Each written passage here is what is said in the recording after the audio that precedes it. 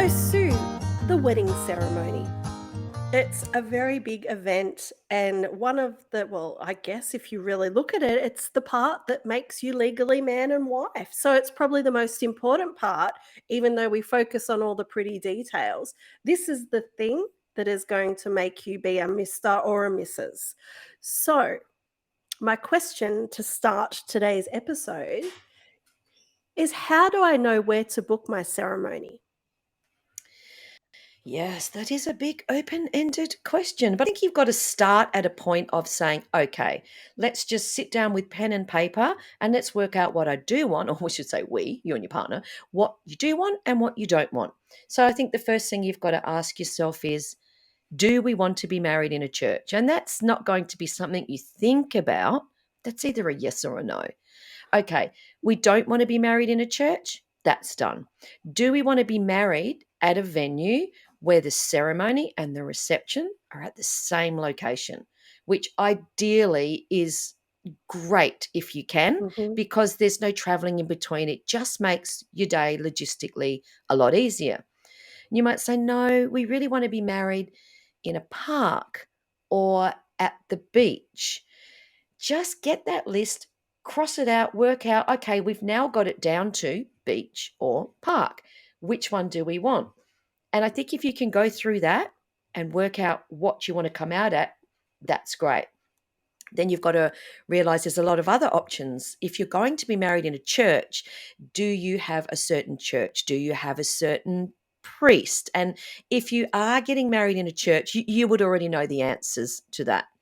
Now, Mhm. I have couples that say they'd like to be married in a church, but they're not religious and they don't want a priest. So there are many churches around that are called non denominational, which means they're no longer a just full religious church. It means that it's open for celebrants to come in and marry you in those churches. And I've done that before and it's quite beautiful. So, yes, you can do that as well. Um, if you're going to be married at a place where there are a reception venue and the ceremony's all together, yes, that's going to make your life a lot easier. If Mhm. it's going to be a beach, if it's going to be a park, you have to approach the council. You've got to get permits. There's going to be a cost.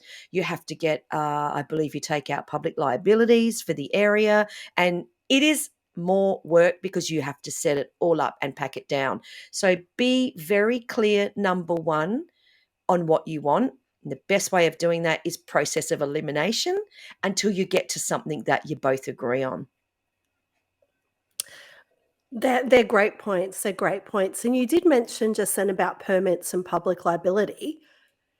Do you also need to get that for your suppliers that will be there on the day? So if you have a photographer, if you have a videographer, obviously the celebrant, do you need to supply that for them as well, or is that something that they should have?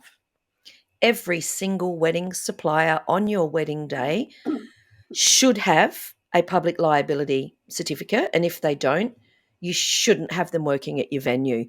It's just a standard. Everyone knows in the industry that you have to have it. Now, that's whether you are a celebrant, hair and makeup artist, a photographer, videographer, you've got a photo booth, a caterer.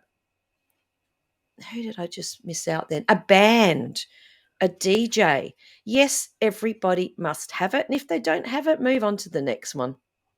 Okay, that's great advice. That's great advice. So let's just say I was wanting to have a ceremony at a local park, but I really, pardon me, sorry, I really, really want my priest to do it. Will they come out of the church or not? What have you found in your experience? Sarah, some priests are very happy to come out of the church and to marry people in backyards, in gardens, on the beach, or at a location maybe where their reception is. But I would probably hazard a guess at 90% of priests won't do that because the Mhm. faith for them is about being within the confines of that religious area. So you might have to do your homework to find one that will, but they are around and you just got to keep asking till you can find someone that will marry you, not in a church, but they still are a priest. Thanks for that. That's really good information. What about an outdoor ceremony? What do you do if it rains? Oh, rain, the dreaded rain. You know, people will always tell you it's good luck to get married when it's raining, but they only tell you that to make you feel better on the day. I don't know that I it think is. I think that's true. But hey, It's it just, did rain on my wedding day and I'm still married. there So you go, that and you're could still be. happy. Maybe it is. Maybe Yes. it is true. It's just annoying if it rains on a wedding day Yeah. because you can sort of plan everything else, but at the end of the day, you cannot plan the weather and rain can come out of nowhere. So you have to have a plan B in place. And the best way to do that is with Facebook these days or social media, maybe have a messenger group chat that has every single guest who's coming to the wedding on that chat that you can say, should there be bad weather and we're going to move the ceremony location, we will let you know within 2 hours before.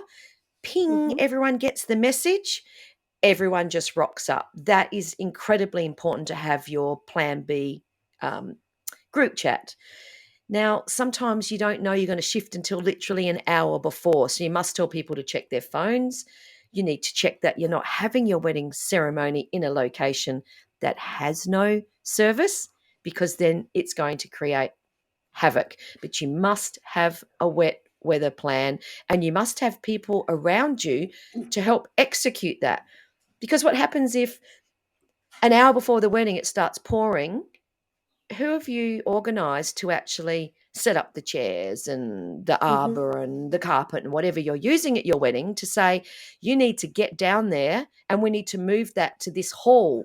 And they might say, well, we're getting dressed and ready for the ceremony. So you have to have a team of friends or people that you're paying to actually be able to do the move. Who's going to do that move for you at the last minute? I agree. I agree. It's a big question that when it comes to moving a ceremony, which is not an easy thing to do, as you know, what do you think is a good time frame beforehand to actually make that call? And like as you said, sorry, and I'll elaborate on that. And like you said before, if you are in a place where there's no service, Yeah. if that is going to be how you're going to let people know, what would you do in those situations? Yeah, I don't. Well, in that situation, if you can't contact anybody, Mm, it means they're all going to rock up. Now, hopefully, people rock up in half an hour to an hour before the wedding. You would have to have a person sitting there, whether it was at the end of the road or something, literally stopping people, saying, wet weather plan. Maybe you have little maps drawn up. Hey, it's just 1 kilometer up the road, etc. Whatever. But you would actually have to have a person there to greet people to say, turn around and go up the road, and we'll see you up there. So it's not ideal. And I've shot that's a weddings good in the idea. middle of nowhere where just no one could find you, where they would have to have that type of situation set up. So there's cause and effect with every tiny single step of your wedding day. And that's the reason we've created these podcasts is there is so many layers to every component of your wedding day that unless you're just absorbed in it like I have been for so many years, you're not Mhm. going to know the answers. So I just really hope, Sarah, that we can give people these answers so that if on their wedding day, something happens, I go, oh, thank God that Sue told me I've got that in place. So fingers crossed Exactly. that this is going to, but everyone has to listen to all of the podcasts to get that information. So we hope to get that information out swiftly and not boring people and not taking too much of their time so we can fill their brain with every solution to every problem on a wedding day. And that is just that's just the thing, you need to be a problem solver, and hopefully these podcasts will actually help everyone. And back to the question in regards to what time do you think it would be a good time before your ceremony to actually make the call if it was to start raining? Do you think an hour before, 2 hours before? It depends on the location. Yeah. What do you This is think? what's difficult, Sarah, because let's say you're at the beach and you're all set up and ready to go. You've got your carpets, you've got your chairs, and then all of a sudden there's big rain coming an hour Mm, before. But you might say, well, it looks like it's going to be over and done with. But in that hour, what damage has it caused pre-ceremony? Is all the carpets Yes. that you're walking on soaked? Are the chairs soaked? It, you know what I'm saying? So even if you know before, can you still hold the wedding there with everything being soaked? Or you can say, oh, easy. We've got towels. We can wipe the chairs down. We threw some plastic over the carpet runner. It's fine. Or you might just say, this is just too hard. We don't want to take the risk. We're just going to move it 2 hours Mhm. before. Then there's a frustration that you might move the ceremony. Maybe the ceremony's set for 3 o'clock. At 1 o'clock, you make the call, and then by 3 o'clock, the sun's shining. You'll be annoyed, but was it worth taking the risk? Yeah, yeah, so you really need to weigh that up, I guess, on the individual basis. And you need to weigh it up in the stress it's going to cause you. If you wait till Mm. the last minute to move it, you might say, I can't deal with the stress as much as I wanted to be married in that location. I would rather move it 2 hours earlier, knowing that the new location is set up properly and not just in turmoil when all my guests arrive. Because when your guests arrive, you want everything to be perfect and beautiful, not a screaming mess. Yes, you don't want that, and I believe you have a visitor in your or 2 in your And office there. I can and what's just giving here's that what away? They sound like I don't know. they sound like wild animals. That's Chewy and Solo deciding to come into Mummy's office and carry on like sound like two lions. Carry on, but I'm not going to stop them because they might start barking. So, yes, Sarah, that's my two wild Let's just animals. I know, and they sound so cute, but we'll just push on, We'll push but on. you We'll have push to through. we'll push through, but you need to give them a pat from me for sure, I'll give him a big for hug and sure. a kiss. Oh Oh, my God, thank these dogs you. are insane. Crazy So animals. you They are. So you mentioned earlier about having a beach or a park wedding. You Oh, bless them, the sweethearts. Excuse me, Solo. Solo. Excuse me. Excuse me, Solo. Stop it. Oh, we don't call them That's cool. psychos for nothing, do we? No, I'll cut that bit out anyway. Okay, so I'll go back to the question, and, oh, I've got this frog, it's Do dreadful. you need to go drink or anything? I've It's got all terrible. stuff here, it's all good. Okay. So you mentioned earlier about a beach or a park wedding, and you said about permits and things like that. What other sort of downfalls do you see with having a beach or a park wedding? Oh, I know them all because when I was doing photography, every wedding I'd be somewhere different. I'd be at the beach, the park. I'd be at under the harbour bridge. I'd be at the rocks. And the biggest problem with holding your wedding in a public area is the public because you get people standing behind the bride and groom. I did a wedding once. This is a nice, funny little story. Or am I keeping Okay. this till the end, Sarah? Oh, I don't know. I think if it's about a park or an outdoor wedding, you're fine to go. All right, fine to go. And there was these two girls that just laid their towels down right behind where the arbor was set up on the beach and sunbaked topless. And I Stop thought it. I thought the grandpa was going to have a heart attack. And I actually, as the photographer, went over to them and said, girls, put the girls away or just move, please. It's a wedding. I pleaded with them. And sometimes though you just get people being idiots, like guys running behind and jumping up and down and pulling. So the public, or if you're in Sydney, you get all the tourists and they literally crowd around. You can have 100 tourists around you all taking photos to go Oh back my home and say, gosh. we saw a wedding on the Sydney Harbour. So yeah, the public, you can't stop the public going there, even though you've paid for the space. So I think the public is A, the biggest problem. B is often there's no bathrooms. And if someone's got to go to the Yeah, bathroom, the bride even has to go to the bathroom. What are you going to do? So you need to have public bathroom access really close. oh, yes, I agree with that, especially with old Nan or something, if they need to head off to the bathroom. Yeah, that I guess yes. sorry, I was gonna say, I guess another thing it just made me think of then is how far away should you be from the parking facilities? Because that Yeah, is that's a also good another point. thing to consider. That's a Yeah. really good point. That give you an example of when I used to shoot weddings underneath the Harbour Bridge. I think it's Milson's Point there at the bottom. Mhm.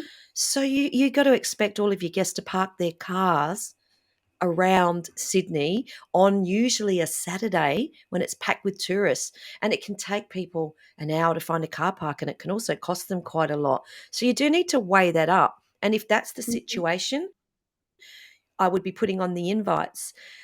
It's awesome where we're getting married. However, here are the downfalls. And here is a list of nearby car parks that you can park in, and it will cost you $30 for 2 hours or something. Or there's street parking here, but we recommend you get in there half an hour earlier just in case. And if you've got someone like, Nan, who maybe can't walk that far, there's usually a drop off point, like where the bride will be dropped off. Drop them off, go park the car, and pick them up afterwards. But there's always going to be that situation. And these are, once again, these are the things, Sarah, you've Mhm. got to weigh up when you are deciding where you want to have your ceremony. And if the Opera House and the Harbour Bridge is your deal breaker, well, okay, your guests are just going to have to suck it up. But you should support and help them by giving them where are the car parks. They might get there and it's $60 for 2 hours, and they might freak out. Yeah, good Give them point. all pre-warning that this is what it's gonna cost, because they might say, "It's cheaper for us to park 2 kilometers up the road in a side street and jump in a taxi." Yeah, I like that. I like that a lot. Um, so what about having your ceremony at home or at a friend's property? Have you seen that before, and would you Yeah. recommend it? Yeah, I've experienced that many times, and look, I've had good experience with with that in the past, but I've also had not so good experiences. Where you might be at a property that is just beautiful, but you've got to sink money in if you're getting married at home. If you're going to have a marquee, then you've got to have a floor, and you've got to have lighting and power and chairs and tables and styling. It's not cheap once you start adding up $4 a chair, $1 Mhm. per head for this, per that. So where it's been done properly, it's been incredible. I actually feel like I'm just at a wedding venue. It's awesome. But then sometimes when it's just been done really low budget, yeah, I think in your head people think that they can recreate something in a backyard. Some people have the vision to do it and some don't. How close are your neighbors? How much parking Mm. is there in your street? So I think you can do it well, but be prepared for a lot of work. It's a lot of work, Sarah, when you're setting up in your backyard or a friend's backyard.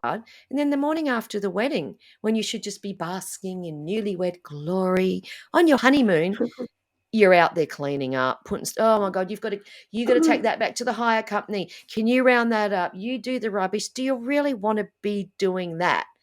So there's there's pluses Pros and and cons. minuses. Yeah. And Yeah. if you're really out of budget and you're going to do it that way, it's okay. Just know that you are going to be working a fair bit yourself. It's for those DIYers that just love that sort of thing, which to me on my wedding day was just not an option.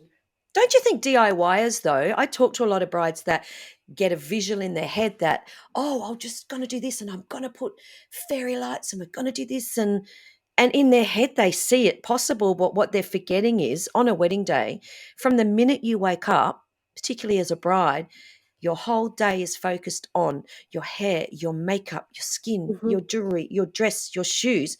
How are you going to fit in running around and setting up your wedding day? Where do you fit It's that in?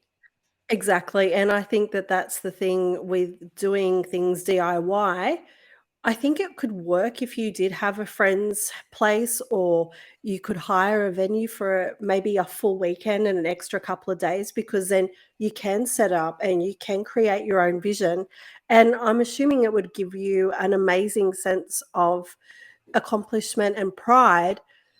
But then you also have to take into consideration on the wedding day, you will spend it getting ready and you want to enjoy it. So I think that if you're aware of that and you can weigh everything up, then it can be a great thing. It can be. And the problem with DIY, that this is what brides all talk to me about after their wedding, and they'll talk Mhm. about this, is they bought table numbers and table runners, and they bought candles and signage and easels and cake knives, and they say, oh, I'll just sell it after the wedding. Now, I don't know if you've been on Facebook Marketplace or Gumtree or somewhere, Yes. but you can't get anything. Like, you might buy a gorgeous wishing well for $100. You'd be lucky to get $20 for it. And then you're going to put up with annoying people hassling you and lowballing you. And then you've got to put up also with people coming around to your house and maybe not buying it. So Yeah, it's all you good and have great to to say weigh you'll that up. sell it, but you won't get much back for it. You really won't. Then you've got to do all that work after the wedding. So there's nothing wrong with DIY. But you have to understand, DIY, the Y means yourself, the That's bride. exactly right. You are going to be Yeah. doing, and don't count on your girlfriends because they're doing their makeup and putting their false lashes on and their high heels. They don't want to get their hands dirty. You might think they do, but they don't. No, It'll they be really you. don't. It should be Exactly, called exactly. DIB. We'll call it DIB. So it's do it bride. Do it bride. Because that's who's going to be pretty well doing everything. And if you're up for that, That go for it.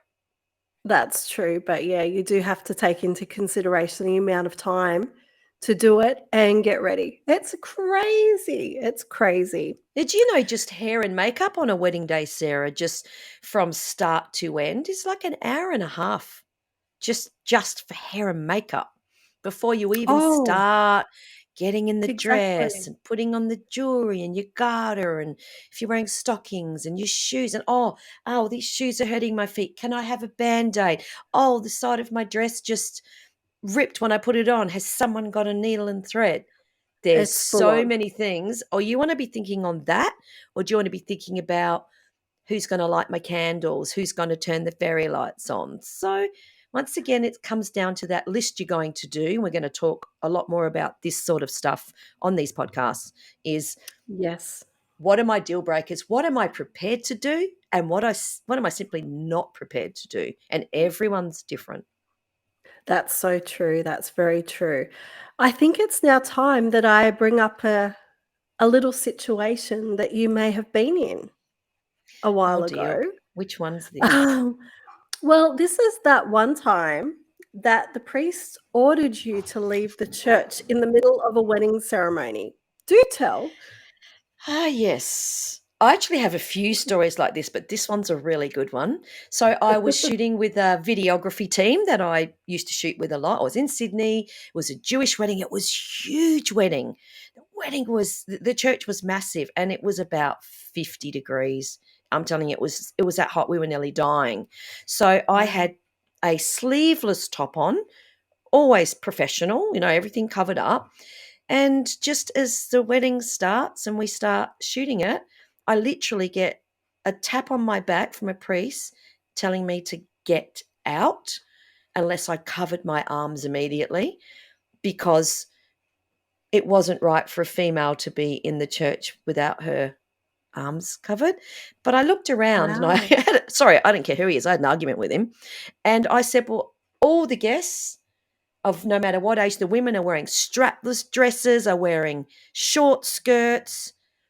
All the guys are wearing, why are you picking on me? And this priest just had a real issue with me being a female photographer. And so I had to, there was someone there that had a cardigan or something, and I had to just grab it and I had to wear it, which I thought I was going to pass out. But it didn't Oh do it my to my gosh. videographers, didn't do it to anyone else, just had it in for me. So I had an argument with him, and I think I told him that no, I was not leaving, and I was paid by the bride and groom, but I put the cardigan on just to stop a scene. And that's just Oh one. my I've got gosh. many stories up my sleeve about priests telling me to move and stop shooting and all sorts of crazy stuff. So that was not a fun day. Oh my gosh, I can imagine, and it being so hot. I probably would have had to throw a bottle of water over my head or something. That's crazy. It was so hot, That's Sarah. And crazy. when you're that hot and it was, you're quite stressed out with so much going on, and Jewish weddings, there is an awful lot going on and you can't miss a thing. So, Mhm. yeah, that wasn't the most fun experience of my life, but yet another Oh, another Yoda story for the Yoda Chronicles. We might have to start, I think. I could write a book just on stories. Oh, I like that. Well, maybe everyone should tune in to next episode so they can hear more of the Yoda Chronicles. Ooh, I Maybe. like that. Ooh. Ooh. Are we gonna have we could do the R-rated Chronicles section where you Ooh. have to proof of ID before I actually tell you what really happened. So maybe we could have G-rated and R-rated Yoda Chronicle stories. I've got a few Oh, R-rated well, too. oh my gosh. Well, I am very intrigued, and I hope that we do end up doing an R-rated series. That would be amazing. Anything's possible, Sarah. I like it. I like it. All right. Well, thank you so much for today, and we will see you next time.